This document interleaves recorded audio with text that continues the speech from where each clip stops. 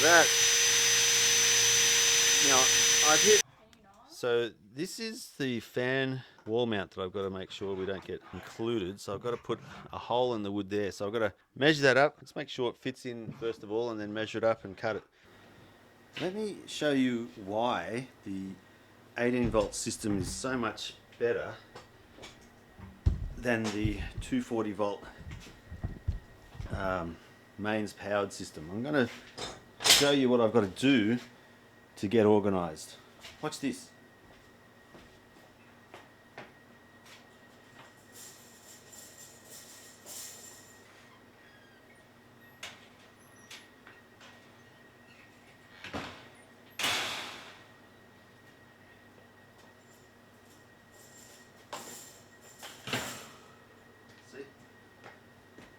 I've got to get an extension lead and the plane, of course, and then run it out there and start planing.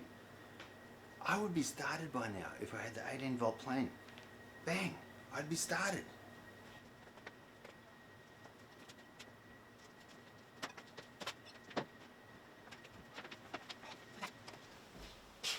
So now I've got to go get another extension lead.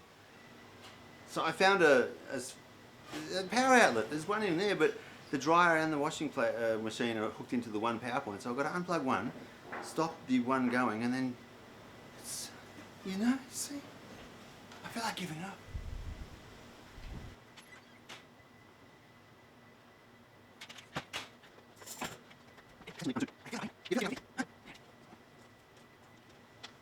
As an aside, when you're doing extension lead work, what I like to do is put it into a bit of a figure 8 and then smash them together.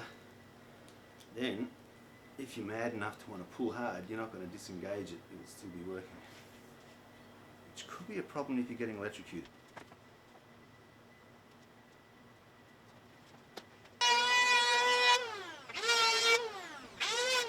I might have been out of shot there, but I had to make sure the lead was long enough. It's very dark. There's another aspect of the battery operated systems which is a bit of a safety feature in my humble opinion. That is that if you don't want anyone to accidentally power something, you take the battery out.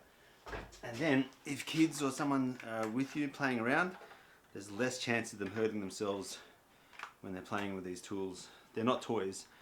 To us they are, but to the kids, man, these are deadly weapons. So yeah, it's a bit of a safety feature. Take the battery out and put it somewhere. I like using these non-18 volt powered clamps. It's like another set of hands, which is very cool.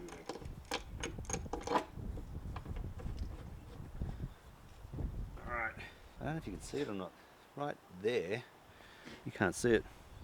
If the nose hits the ground, we know what's happened. It's lost traction and the whole camera's moved forward. Alright, so I've got a hole here that I've got to measure out, actually draw up and then cut out and drill some holes in the corners and then get the jigsaw out. New purchase for today, the jigsaw, to jigsaw that hole out. Alright, let me get this. Try to get a bit which is the biggest bit I can get. The jigsaw blade is pretty wide, so we'll whack that. You can do it by hand. It's much quicker to do it using electricity though, so it's good. Just tighten up by hand, otherwise you won't be able to undo it. So I'll put this on to 10. If I put that on, just to show you the clutch, if I put it on 1, I can hold it. It's basically, you see that? Instead of the older clutch systems I saw, they kind of suddenly disengage. This one here tries and tries and tries and then gives up. You drill in a little bit from the edges that you want to jigsaw around, so the jigsaw blade will fit in, tidy up the edges later on.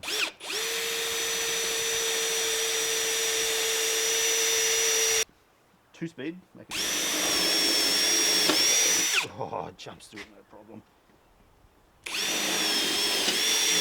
Just to show you, that's the 2.5 amp hour battery, alright? 2.5 amp hour. There's no difference between using, it's not here, the 2.5 and the 5 amp hour, 4 amp hour battery.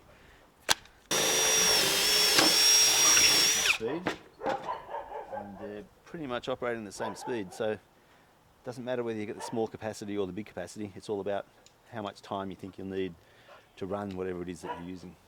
All good. Get down to 1 speed when you're going to undo it. Yeah, rip your fingers off. Just for a bit of gratuitous noise. There's nothing like having a clean workspace. Alright, so I'm going to use the 5 amp hour, or 4 amp hour battery here. I keep on getting mixed up because it's the same size. So that waste extraction piece goes in the middle, and then I should be good to do what I need to. I am going to refer quickly to the manual to make sure that I got the right orbital setting here, 0, 1, 2 or 3. The reason I'm doing this is that in my haste I normally break things because I'm so excited to get things going that I don't take the time to read the instructions properly, which this time I will do. So you can hook this up to a vacuum, and they actually do sell an 18 volt 1 plus vacuum for the Ryobi ecosystem. It's not really explaining it very well, but this diagram here is showing the angle that you can move things around, I think. 3 looks like for straight cutting, and 2 looks like for straight cutting and at angles. So I'm going to put that onto 2 because it's wood.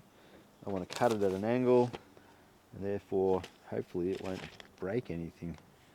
I do wish the instructions had a little bit more English in them. Anyway, trial and error. There's always YouTube. Here we go.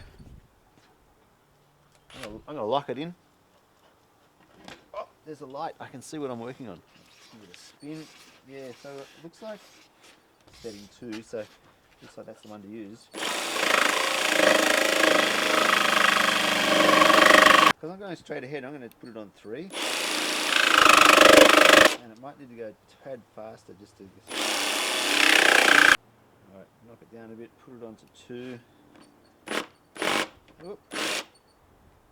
Now it's stuck. Put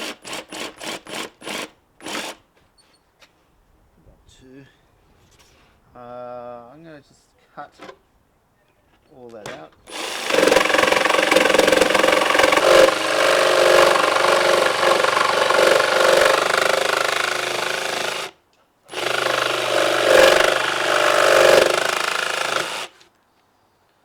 Here, the trigger is on or off, so there's no speed control. They've got that speed control up here, so I'm going to knock it back a little bit here.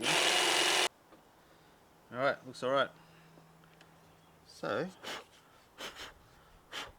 all in all, I'm really happy with that. I say I'm very happy with this. Do a bit of cleanup. Alright, now we'll take it inside and we'll see if it measures up. Alright, it's getting dark, so we're going to have to call it a day there and then continue on tomorrow. But it's one of those lovely winter afternoons. I don't know what kind of a tree that is, but look at that tree out there. That's gorgeous. And he's not looking, but he was. Alfie! Alfie! Say goodbye. See you tomorrow. Alright, and there we have our moonshot. Can you see it? There it is. That's better. Alright, so continuing tomorrow with the Ryobi adventure. See you then.